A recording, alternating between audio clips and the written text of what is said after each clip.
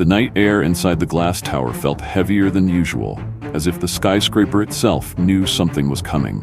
Daniel Crow, CEO of Aegis Dynamics, stood in the boardroom, staring at the city skyline through the floor-to-ceiling windows. A routine shareholder meeting had just ended, at least that's what it was supposed to be. But then his phone buzzed. A single message from his head of security, written in all caps: 15 floors between you and the roof. All hostile. Move now. Daniel's first thought was that it had to be a joke, an extreme, bad-taste prank. But the moment the double doors burst open and two masked men rushed in with suppressed rifles, the truth slammed into him like ice water. Bullets shredded the table where the board members had been sitting seconds ago, glass flying in glittering arcs. He dove behind the marble credenza, heart pounding, the smell of gunpowder already in the air. The attackers weren't here to rob him. They were here to erase him. In the chaos, he crawled toward the emergency stairwell at the far end of the corridor. Every step echoed in his head like a countdown. 15 floors, 15 chances for them to finish the job. He didn't have a weapon, yet. All he had was his phone, a steel pen from his jacket pocket, and the burning instinct that if he stopped moving for even a second, he'd never make it to the roof. Somewhere above, on the helipad, his escape was waiting. A helicopter sent by someone who still wanted him alive. He pushed open the stairwell door, the metallic creak sounding impossibly loud in the silent hallway beyond. No alarms, no building announcements. Someone had cut the systems. The only noise was his own breathing and the distant echo of boots moving above him. He started climbing, 2 steps at a time, muscles screaming with adrenaline. In that moment, Daniel wasn't a CEO, a strategist, or a man of suits and contracts. He was prey in a steel and glass hunting ground, and the hunters knew exactly where he was headed. He hit the first landing and paused just long enough to listen. The stairwell had that hollow metallic echo that made every sound feel closer than it was. But Daniel could separate the layers. One pair of boots descending fast above him, another pair holding steady 2 floors up, and the faintest scrape of something metal. Rifle sling, carabiner clip, brushing concrete. They weren't rushing, they were channeling him, waiting for him to panic. He didn't. He slid out of his blazer, looped it around the railing at the turn of the stairs, and let it hang like a shadow in his shape. Then he moved, silent and low, to the outer curve where the flights stacked in open rectangles so you could see down a dizzying shaft of concrete. He counted the steps by feel, not sight. 8, turn, 8, turn. On the next landing, he spotted the first man. Dark clothing, plate carrier, suppressed pistol out front, stance narrow to minimize profile. The muzzle ticked toward the blazer decoy and paused. Daniel moved while the man's attention hung there. 2 strides, a burst from his lungs, and he hit the guard from the flank, shoulder into ribcage, driving him through the open doorway to the office floor. They tumbled together onto carpet. The pistol skittered under a credenza. Daniel didn't go for it. He went for the man's wrist, twist, lock, a sharp pull, and felt the tendon pop enough to end that hand's usefulness. The guard swung with his left. Daniel ducked, smashed his steel pen into the man's forearm, and followed with an elbow that put him down for good. He grabbed the pistol, checked the chamber, 1 in, full mag, and exhaled for the first time in a minute. The 33rd floor, 15 up from the boardroom, was a warren of glass-walled meeting rooms and open-plan workstations. Someone had cut the lights to a low emergency glow, turning every reflective surface into a trap. Daniel moved in the shadows between rows of standing desks, keeping his weight on the outsides of his feet so the rubber soles wouldn't squeak. He passed a kitchenette, caught the chrome flash of a kettle on the counter, and snagged it by instinct. Water sloshed heavy inside, enough to be useful. Voices came from ahead. 2 men, not hurried, confident. Target should be on the staircase, one said. Push him up and hold the elevators. Daniel set the kettle on the floor beside the corridor's corner, loosened the cap and nudged it with his shoe. Water began to spread in a silent, widening fan across the polished concrete. He stepped back into the deeper shadow of an alcove and waited. Boots rounded the corner. The first man's foot hit the wet patch. His leg shot forward, and he windmilled for balance, rifle tipping offline. Daniel fired twice, center, then high. The second man reacted fast, dropping to a knee and sending a controlled 3-round burst down the corridor. Daniel dropped behind the alcove wall, felt plaster dust his hair, and rolled opposite, reappearing from the other side a body length away. The guard adjusted, overcorrected in the dim light, and Daniel's third shot took him on the edge of his plate, spinning him into a glass wall that crazed like ice. Silence returned, punctured only by the muted storm pressing against the east windows. He swept the bodies, 2 spare mags, a folding blade, a tiny 2-way radio that crackled with clipped updates. 33 clear. Someone lied into the ether. He keyed the mic once, said nothing, and pocketed it. The elevator lobby glowed at the far end, a dull aquarium of light beyond frosted glass. He peered in, 1 camera dome, a keycard panel, and 2 elevators parked open on manual override. Bait. He backed out and returned to the stairwell. If they wanted him in the elevators, it was for a reason. Up was still the only way. As he started the next descent, he tapped a rapid message to his pilot. On foot. Stairwell north. 5 to 7 min. 3 dots appeared, then a reply. Wind bad. 2 passes max. He slid the phone away and climbed. 14 floors to go. He felt the fear in his chest try to rise, a hot bubble of what-ifs. He let it come, let it crest, and then pushed it down behind the rhythm of breath and step. 8, turn, 8, turn, keep moving. Don't stop. Don't think about how far it is. Think about the next corner, the next sound, the next mistake that won't be yours. At the next landing, a faint chemical sting hit his nose. Pepper gel. They'd swabbed the handrail. He kept his hands off metal, used the wall, eyes watering anyway from the drifting residue. A shadow fell across the upper flight. He didn't look up. He looked at the lower stair where a reflection shimmered on a small sheen of gel. The distortion rippled as someone above shifted weight. He fired a single blind shot upward off the inner wall at a precise angle. The round deflected and snapped past the upper landing. A curse answered it. Too human. Too loud. Daniel bolted the opposite way through the doorway to the 34th, buying distance while their ears rang from the ricochet. He didn't need to outrun them. He needed to keep choosing the fight on his terms. 14 floors had just become 13. The 34th floor was marketing. Rows of branded light boxes and hanging acrylic letters that spelled out slogans no one had time to read. Daniel moved through their afterglow and into a server closet corridor where the air ran colder. He eased a door open and slipped into the hum. Racks blinked in digital constellations, fans whirring like a distant storm inside a storm. He wasn't here to hide. He was here to change the rules.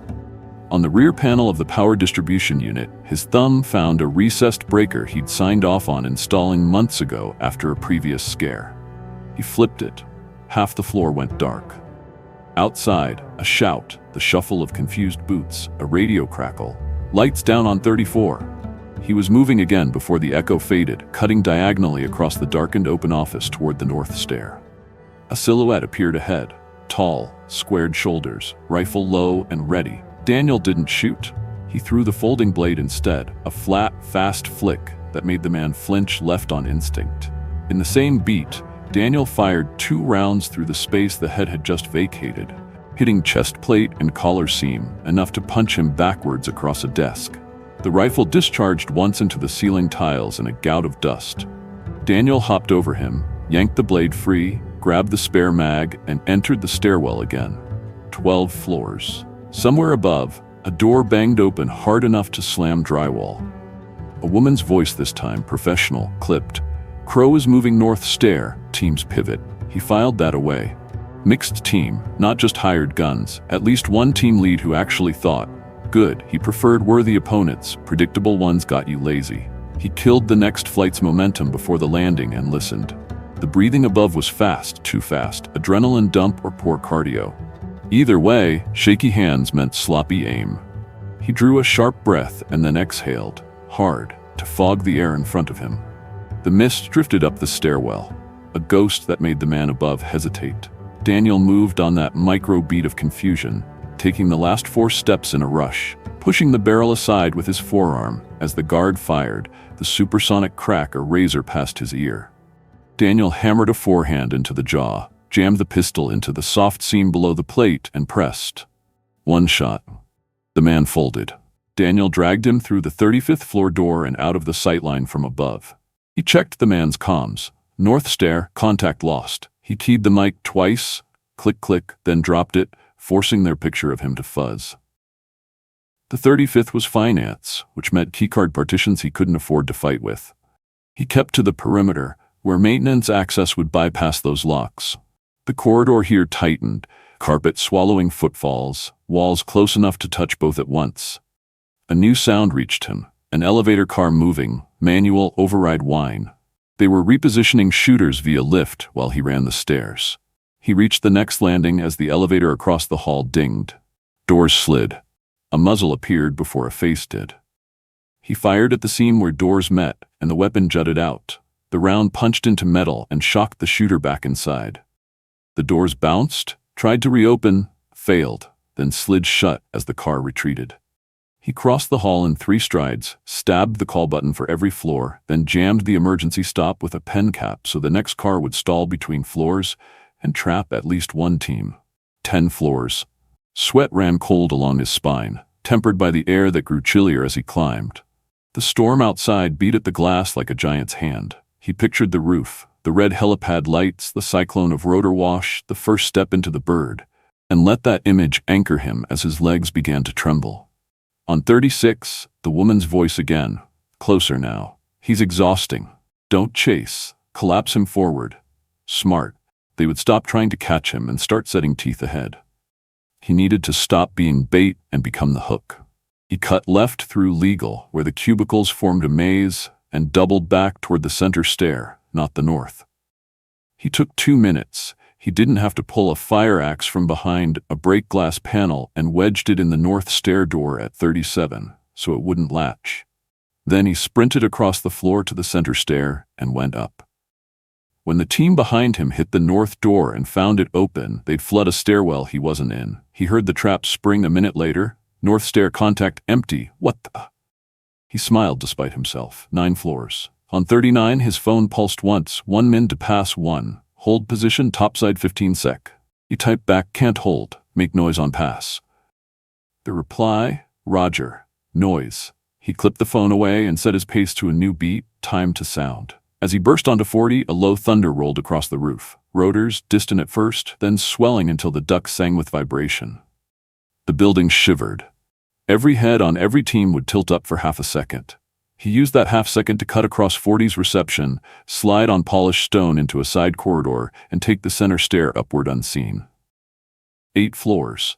At 41, a new problem. Fumes. Someone had cracked a CS canister 1 flight up. Tear gas. Not deadly, but enough to blind you if you were dumb about it. He wasn't. He pulled a folded handkerchief from his pocket, poured the last of his water onto it, and tied it across his nose and mouth. The gas hit like a wasp's nest to the sinuses. Tears spilled anyway, but he kept his head down and his feet moving, counting steps blindly until he hit the landing and shouldered through to clean air. He sucked in a burning lungful and blinked hard to clear his sight. The floor sign said 42. The woman's voice floated down again, less sure now. He's still mobile. He's learning us. Yes, he thought. I am. 7 floors. He flattened against the wall beside a glass cutout that looked onto a darkened conference suite. In the reflection behind him on the stair, a shape emerged, quiet, deliberate. Not like the others. Smaller frame, center of gravity low, gun held close. She. He didn't turn. He let her come to within 2 steps, then spoke to the window, keeping his voice soft. You're better than the rest. A beat. So are you, she said. The honesty in it startled him. Then she moved, clean, efficient, the muzzle rising. He spun into her, jammed her slide out of battery with his thumb web so it couldn't fire, then used her momentum to carry her into the wall, not hard enough to break, just hard enough to steal breath. Her knees snapped up. He blocked with his thigh and let the pain register only after he'd stripped the pistol and tossed it down the stairs. For the first time tonight, he didn't finish the fight. He stepped back and ran. He didn't know why he didn't put her down, maybe because she'd warned him with those 2 words. Maybe because something in him needed one person in this mess to walk away. 6 floors. And the roof, and whatever waited on it. Daniel pushed through the heavy stairwell door and stepped into the dimly lit hallway of the 10th floor. The space was eerily quiet, lined with rows of glass-walled offices, blinds drawn, the glow of a few flickering ceiling lights casting broken shadows across the carpet. His instinct screamed that this silence was a trap. The air felt different here, thicker, warmer, like a room that had been waiting for him. He tightened his grip on the pistol he had taken from the second-floor assailant, checking the magazine without breaking his slow, deliberate stride. Then came the first sound, the faint, rhythmic clicking of metal against metal. It wasn't coming from ahead, it was above him. He froze, eyes scanning the glass walls until he caught it, a figure crouched on top of a cubicle partition, rifle in hand, perfectly still. As Daniel raised his gun, two more shapes emerged from the shadows, both moving low and fast, their footsteps muffled by the carpet. The trap had sprung. The first attacker fired, the suppressed shot slicing through the air just inches from Daniel's head. He dropped behind a desk, bullets punching holes in the polished wood, splinters cutting across his cheek. He rolled to the side, firing twice, the second shot hitting one of the men square in the chest. The body collapsed against a filing cabinet, knocking over a stack of papers that drifted to the floor like snow. The distraction was enough for the man above to leap down, slamming Daniel into the desk. Pain shot up his side, but adrenaline drowned it out. They grappled, the gun slipping from Daniel's hand and skidding across the carpet. The attacker drew a knife, blade glinting in the flicker of the overhead lights, but Daniel grabbed his wrist before it came down. They crashed into the glass wall of an office, the panel cracking but holding. Daniel twisted the man's arm until the knife dropped, then slammed his elbow into the attacker's throat. The man fell back, gasping, and Daniel seized the moment to sprint for his weapon. A final shadow moved in the far corner, the last of the ambushers. This one didn't rush him.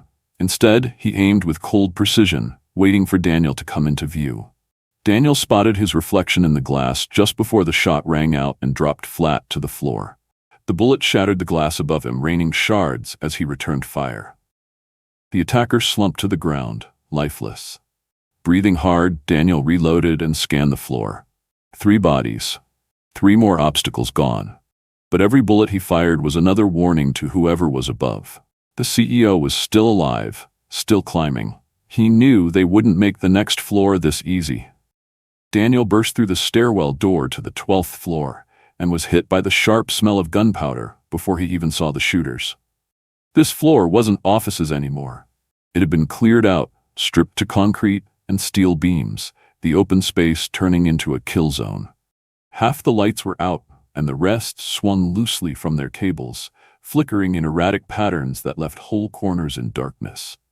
The low hum of a generator filled the air, masking faint movements from somewhere ahead. The first muzzle flash came from the shadows to his left. Daniel didn't hesitate. He dropped to one knee, returning fire in a rapid triple burst. The shooter dove behind a column, his shot sending sparks off the steel beam inches from Daniel's head. Another shadow moved in the far right, and Daniel realized this wasn't a random encounter. They had him in a crossfire. He lunged forward, sliding behind a forklift parked near the center of the floor, bullets ripping into the machine's metal frame. The impact rang in his ears like a church bell. From the corner of his eye he spotted movement above. Not the ceiling, scaffolding. 2 men were perched there, rifles trained on him from the high ground.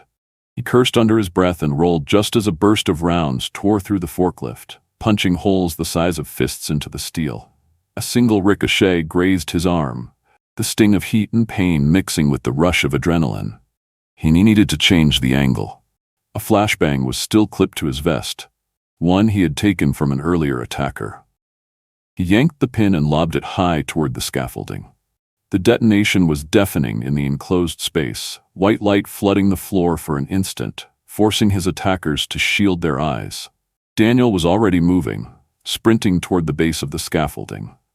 The first man tried to recover, but Daniel was on him before the rifle could be steadied. A savage punch to the jaw sent him tumbling down to the floor below. The second man swung his rifle like a club, but Daniel caught it, twisting hard until the weapon clattered away. They fought at arm's length, blows landing in the narrow space between the steel poles. Daniel drove a knee into his ribs, shoved him off balance, then shoved him hard enough to send him crashing into the edge of the platform. The men on the ground were still firing, bullets shredding the wood crates Daniel ducked behind. He leaned out, putting 2 rounds into the first man's chest, then pivoted and dropped the second before he could reload. The echoes of gunfire faded into the hum of the generator again, leaving only the sound of Daniel's heavy breathing. He glanced toward the stairwell door leading up. The rooftop was 1 floor away, but his gut told him the hardest fight was still waiting there. Whoever was orchestrating this wasn't just sending foot soldiers. They'd be waiting in person. And they'd be ready. The door to the rooftop was heavier than it looked, its metal surface pitted and scorched from a lifetime of weather and neglect. Daniel pressed his back to the wall beside it, feeling the icy night air leaking through the thin gap at the frame. The hum of the city below was faint, almost drowned out by the helicopter blades thumping somewhere far above. He could hear footsteps beyond the door, measured, deliberate. Not the rush of panicked men, but the pacing of someone who was waiting for him. He gripped the handle, turned it slowly until the latch clicked, then shoved it open hard enough to make it slam against the concrete wall. The cold hit him first, cutting through his sweat-soaked shirt. Then came the sight. 3 men in tactical gear, standing in a loose half-circle, rifles raised, the red beams of their lasers dancing across his chest. Behind them, framed by the glow of the city skyline, stood Victor Hale. The man who had been pulling every string, the rival CEO who had turned a corporate war into open combat. His suit jacket was gone, his tie loose around his neck, but the expensive watch on his wrist still gleamed under the rooftop lights, and in his hands was a suppressed pistol, pointed casually toward the ground. "Daniel," Victor said, his voice almost amused. "You made it farther than I expected." Daniel didn't answer. He dropped low, letting the first volley of rounds crack overhead. He moved sideways toward an industrial air vent, returning fire in short, controlled bursts. One of the guards dropped instantly, his rifle clattering on the rooftop. The others shifted, trying to flank him, but Daniel had already dived behind the vent, reloading as the metal around him rang with impacts. Victor barked an order, and one of the remaining guards moved in, keeping his rifle tight against his shoulder. Daniel timed it, waited until the man's shadow passed the edge of the vent, then exploded out, driving his shoulder into the guard's midsection. The rifle went wide, firing harmlessly into the night, and Daniel's elbow came down hard on the man's spine. He collapsed without another sound. The last guard was already firing, but Daniel ducked and rolled behind a stack of tar-sealed roofing material.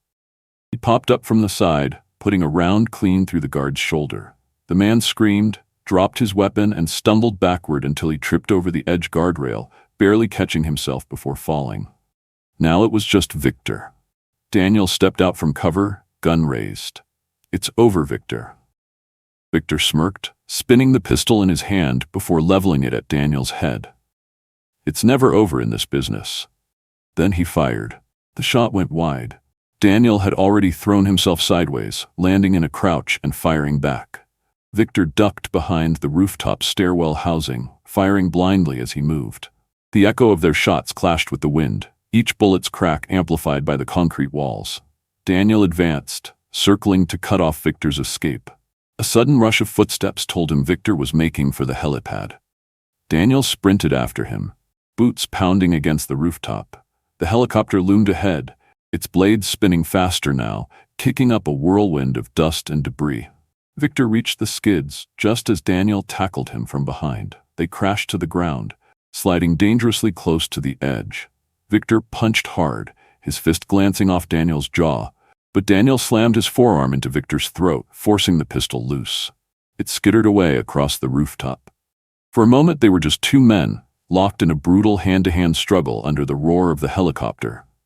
Then Daniel found his opening. He grabbed Victor's suit collar, yanked him forward, and drove his knee into his stomach. Victor doubled over, and Daniel shoved him backward onto the concrete. Victor lay there, gasping, the helicopter's lights flashing across his face. "You think this changes anything?" he choked. Daniel stared down at him, chest heaving. "No," he said, voice low, "but it changes you." The pilot hesitated, unsure whether to wait or lift off. Daniel turned, grabbed the pistol, and stepped toward the edge. He could end it here. One pull of the trigger, but instead, He ejected the magazine, tossed the pistol onto the rooftop, and walked away. Victor's voice followed him, laced with rage and disbelief. Daniel didn't look back. The night was cold, the city lights endless, and somewhere down below, the real war, the one in boardrooms, not rooftops, was waiting to begin again.